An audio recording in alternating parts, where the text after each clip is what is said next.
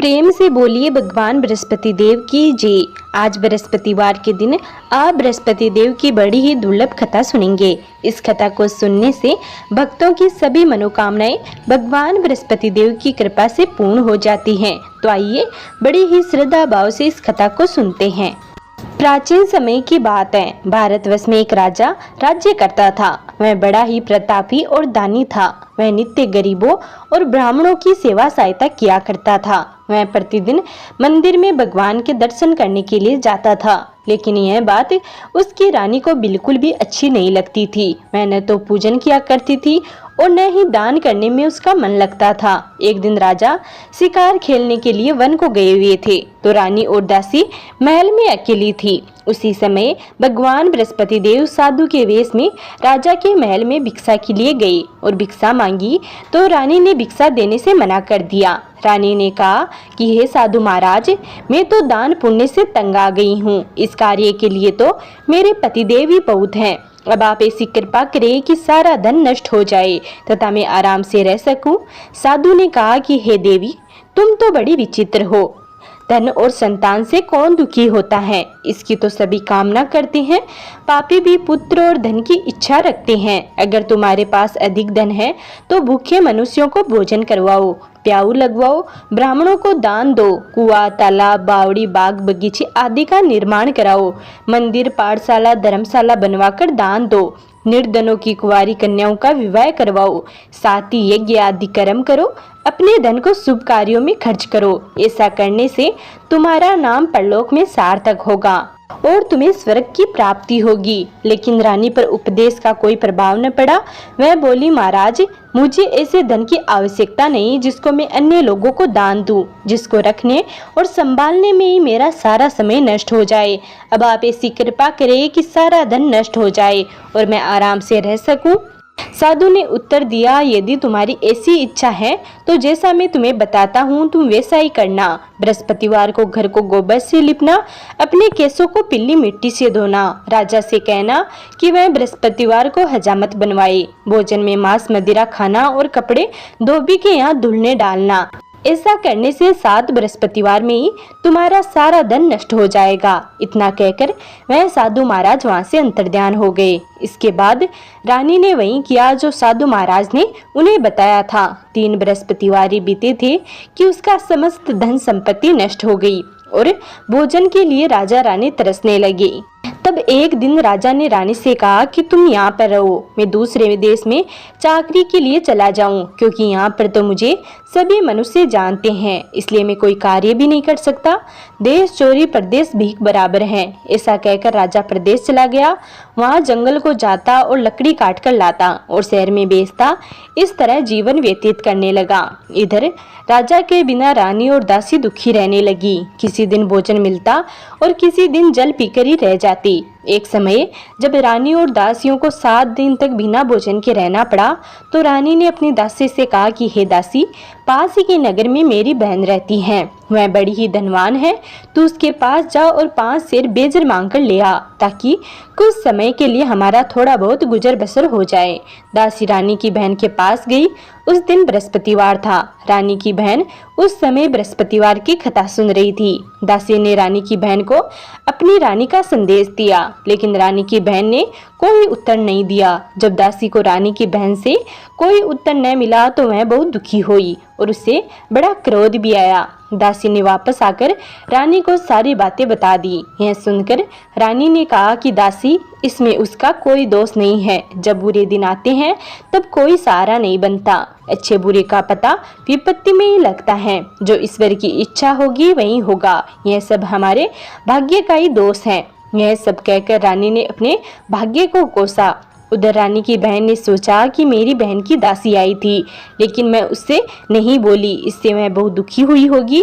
कथा सुनकर और पूजन समाप्त कर वह अपनी बहन के घर गई और कहने लगी कि हे बहन, मैं बृहस्पतिवार का व्रत कर रही थी, तुम्हारी दासी गई थी, लेकिन जब तक कथा होती है तब तक न तो उठते हैं और न ही बोलते हैं, इसलिए मैं नहीं बोली। कहो दासी क्यों गई थी? रानी बोली, बहन हमारे घर अनाज नहीं था।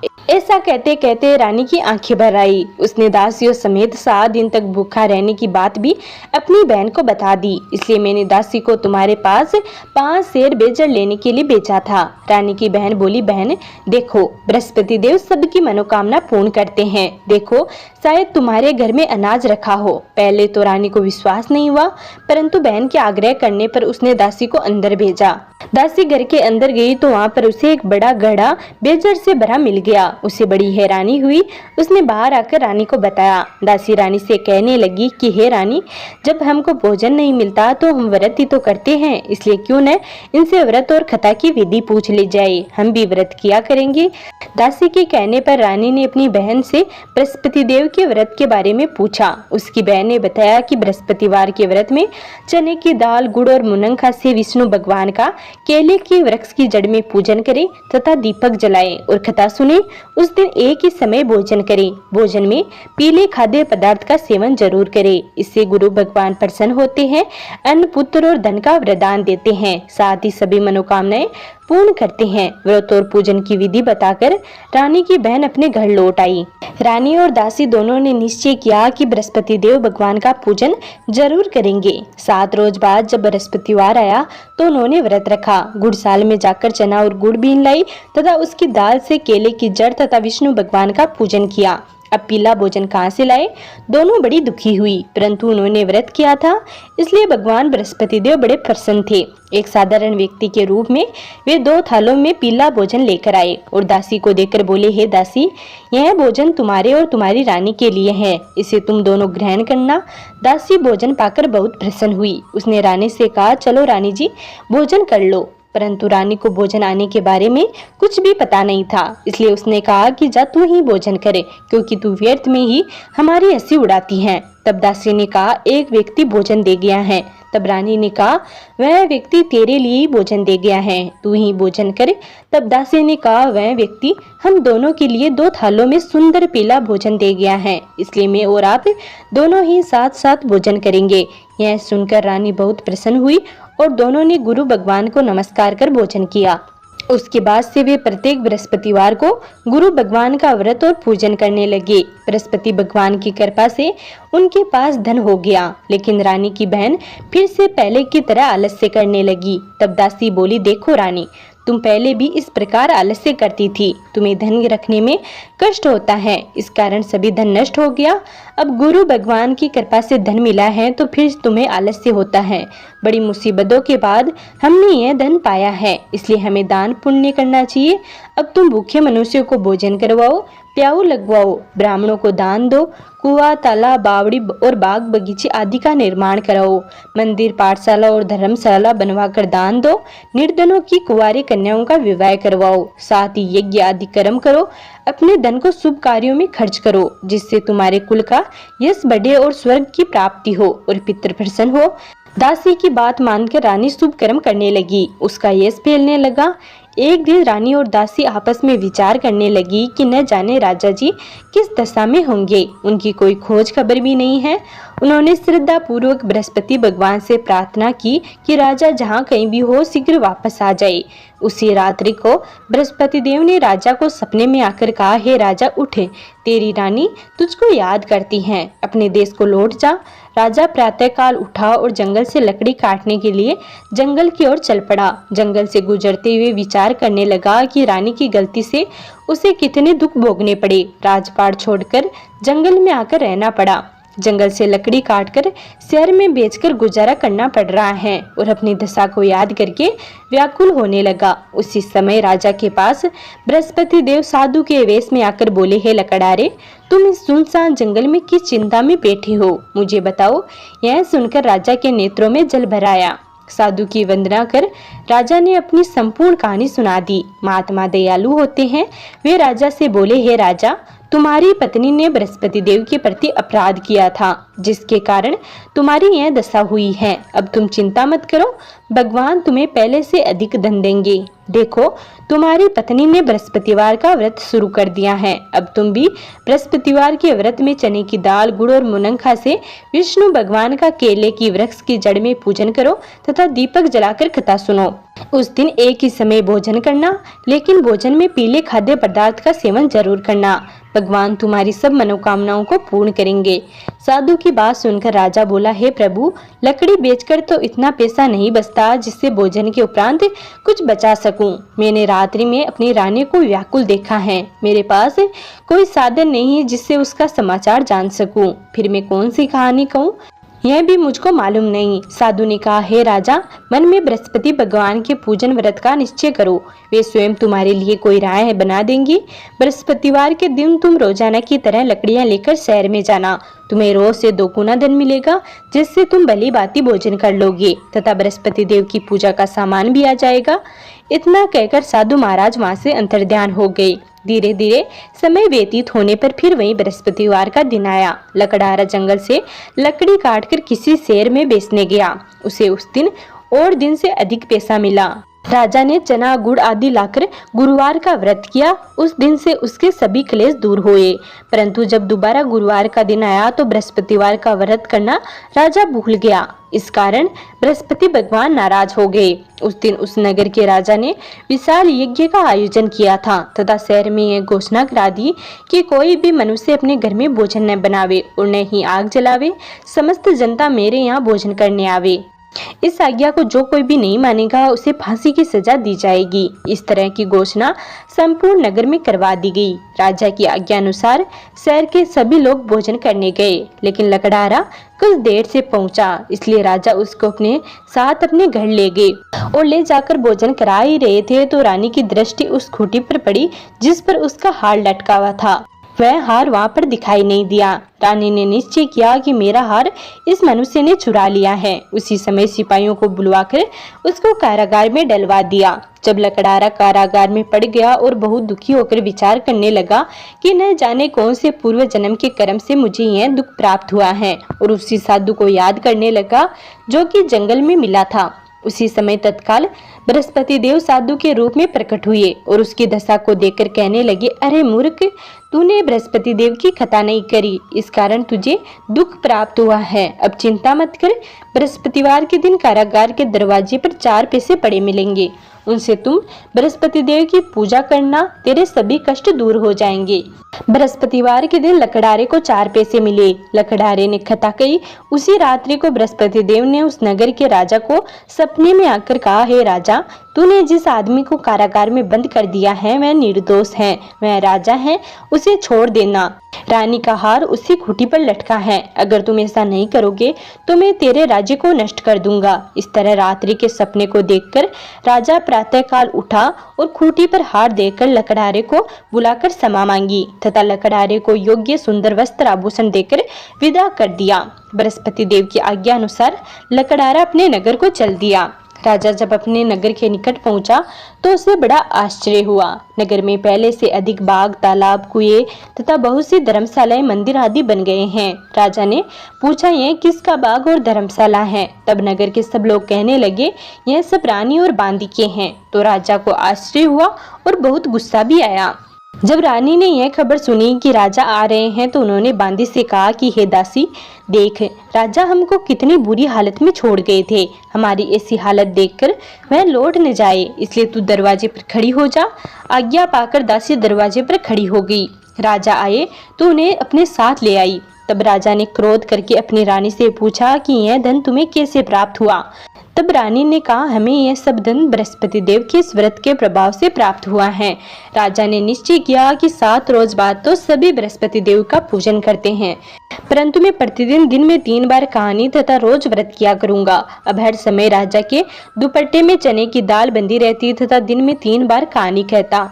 एक रोज राजा ने विचार किया कि चलो अपनी बहन के यहाँ हो आवे। इस तरह निश्चय कर राजा घोड़े पर सवार होकर अपनी बहन के यहाँ को चलने लगा।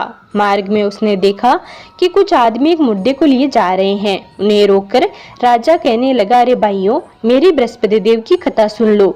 वे बोले, लो हमारा तो आदमी मर गया है, इसको अपनी खता की पड़ी है। परंतु कुछ आदमी बोले, अच्छा कहो, हम तुम्हारी खता भी सुनेंगे। राजा ने दाल निकाली और जब खता आधी हुई तो मुर्दा हिलने लगा, और जब खता समाप्त हो गई तो राम राम करके मनुष्य उठ खड़ा हुआ। आगे मार्ग में उसे एक किसान खेत में हल चलाते मिला। राजा ने उसे देखा और उससे बोले, अरे भैया, तुम मेरी बृहस्पतिवार की कथा सुन लो। किसान बोला, जब तक मैं तेरी कथा सुनूंगा तब तक 4 हरिया जोत लूंगा, जा अपनी कथा किसी और को सुनाना। इस तरह राजा आगे चलने लगा। राजा के हटते ही बैल पछाड़ खाकर गिर गए तथा किसान के पेट में बड़ी जोर से दर्द होने लगा। उसी समय किसान की माँ रोटी लेकर आई। उसने जब यह देखा तो अपने पुत्र से सब हाल पूछा और बेटे ने सभी हाल कह दिया। तो बुढ़िया दौड़ी दौड़ी उस घुड़सवार के पास गई और उससे बोली कि मैं तेरी कथा सुनूंगी, तू अपनी कथा मेरे खेत पर चलकर ही कहना। राजा ने बुढ़िया की खेत पर जाकर कथा कही, जिसे सुनते ही वह बैल उठ खड़े हुए तथा किसान के पेट का दर्द भी बंद हो गया। राजा अपनी बहन के घर पहुंचा। बहन ने भाई की खूब मेहमानी की। दूसरे रोज प्रातःकाल राजा जगा तो वह देखने लगा कि सब लोग भोजन कर रहे हैं। राजा ने अपनी बहन से कहा, ऐसा कोई मनुष्य है जिसने भोजन नहीं किया हो, मेरी बृहस्पतिवार की कथा सुन ले। बहन बोली, हे भैया, यह देश ऐसा ही है कि पहले यहाँ लोग भोजन करते हैं, बाद में अन्य काम करते हैं। अगर कोई अड़ोस पड़ोस में हो तो देख आऊं। वह ऐसा कहकर देखने चली गई, परंतु उसे कोई ऐसा व्यक्ति नहीं मिला जिसने भोजन न किया हो। अतः वह एक कुमार के घर में गई जिसका लड़का बीमार था। उसे मालूम हुआ कि उसके यहाँ 3 रोज से किसी ने भोजन नहीं किया है। रानी ने अपने भाई की कथा सुनने के लिए कुमार से कहा। वह तैयार हो गया। राजा ने जाकर बृहस्पतिवार की कथा कही, जिसको सुनकर उसका लड़का ठीक हो गया। अब तो राजा की प्रशंसा होने लगी। एक रोज राजा ने अपनी बहन से कहा कि हे बहन, हम अपने घर को जाएंगे, तुम भी तैयार हो जाओ। राजा की बहन ने अपनी सास से कहा। सास ने कहा, हाँ चली जा, परंतु अपने लड़कों को मत लेकर जाना, क्योंकि तेरे भाई की कोई औलाद नहीं है। बहन ने अपने भाई से कहा, है भैया, मैं तो चलूंगी पर कोई बालक नहीं जाएगा। राजा बोला, जब कोई बालक नहीं चलेगा तब तू ही क्या करेगी। बड़े दुखी मन से राजा अपने नगर को लौट आया। राजा ने अपनी रानी से कहा, हम निर्वंशी हैं, हमारा मुख देखने का धर्म नहीं है और कुछ भोजन आदि नहीं किया। रानी बोली, हे स्वामी, बृहस्पति देव ने हमें सब कुछ दिया है, वह हमें औलाद अवश्य देंगे। उसी रात को बृहस्पति देव ने राजा से सपने में आकर कहा, हे राजा, उठ, सभी सोच त्याग दे, तेरी रानी गर्भ से है। बृहस्पति देव की यह बात सुनकर राजा बहुत ही खुश हुआ। 9वें महीने में उसके गर्भ से एक सुंदर पुत्र पैदा हुआ। तब राजा बोला, हे रानी, स्त्री बिना भोजन के तो रह सकती है, पर बिना कहे नहीं रह सकती। जब मेरी बहन आवे तुम उससे कुछ मत कहना। रानी ने सुनकर हाँ कर दी। जब राजा की बहन ने यह शुभ समाचार सुना तो वह बहुत खुश हुई तथा बधाई लेकर अपने भाई के यहाँ आई। तभी रानी ने कहा, घोड़ा चढ़कर तो नहीं आई, गधा चढ़ी आई। राजा की बहन बोली, भाभी, मैं इस प्रकार न कहती तो तुम्हें औलाद कैसे मिलती। बृहस्पति देव ऐसे ही है, जैसे जिनके मन में कामनाएं हैं सभी को पूरा करते हैं। जो सद्भावना पूर्वक बृहस्पतिवार का व्रत करता है एवं कथा पढ़ता है अथवा सुनता है, दूसरों को सुनाता है, बृहस्पति देव उसकी सभी मनोकामनाएं पूर्ण करते हैं। बोलो भगवान बृहस्पति देव की जय, भगवान विष्णु की जय। अब सुनिए भगवान बृहस्पति देव की दूसरी कहानी। प्राचीन काल में एक ब्राह्मण रहता था। वह बहुत निर्धन था, उसके कोई संतान नहीं थी। उसकी स्त्री बहुत मलिनता के साथ रहती थी। वह स्नान नहीं करती थी, किसी देवी देवता का पूजन नहीं करती थी। इससे ब्राह्मण देवता बड़े दुखी रहते थे। बेचारे बहुत कुछ कहते थे, किंतु उसका कुछ परिणाम न निकला। भगवान की कृपा से ब्राह्मण की स्त्री के कन्या रूपी रत्न पैदा हुआ। कन्या बड़ी होने पर प्रातःकाल स्नान करके विष्णु भगवान का जाप व बृहस्पतिवार का व्रत करने लगी। अपने पूजन पाठन को समाप्त करके विद्यालय जाती तो अपनी मुट्ठी में जो बरखड़ ले जाती और पाठशाला के मार्ग में डालती जाती। तब ये जो स्वर्ण के हो जाते, लौटते समय उनको बीनकर घर ले आती थी। एक दिन वह बालिका सूप में उस सोने के जौ को फटकार कर साफ कर रही थी। उसके पिता ने देख लिया और कहा, हे बेटी, सोने के जौ के लिए सोने का सूप होना चाहिए। दूसरे दिन बृहस्पतिवार था। इस कन्या ने व्रत रखा और बृहस्पति देव से प्रार्थना करके कहा, मैंने आपकी पूजा सच्चे मन से की हो तो मेरे लिए सोने का सूप दे दो। बृहस्पति देव ने उसकी प्रार्थना स्वीकार कर ली। रोजाना की तरह वह कन्या जौ फैलाती हुई जाने लगी। जब लौटकर जो बीन रही थी तो बृहस्पति देव की कृपा से सोने का सूप मिला। उसे वह घर ले आई और उसमें जो साफ करने लगी, परंतु उसकी माँ का वहीं ढंग रहा। एक दिन की बात है कि वह कन्या सोने के सूप में जो साफ कर रही थी। उस समय उस शहर का राजकुमार वहां से होकर निकला। इस कन्या के रूप और कार्य को देखकर मोहित हो गया तथा अपने घर आकर भोजन तथा जल त्याग कर उदास होकर लेट गया।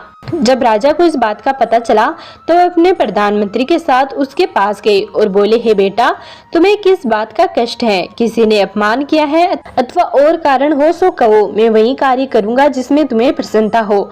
अपने पिता की राजकुमार ने बातें सुनी तो वह बोला, मुझे आपकी कृपा से किसी बात का दुख नहीं है। किसी ने मेरा अपमान नहीं किया है, परंतु मैं उस लड़की से विवाह करना चाहता हूँ जो सोने के सूप में जो साफ कर रही थी।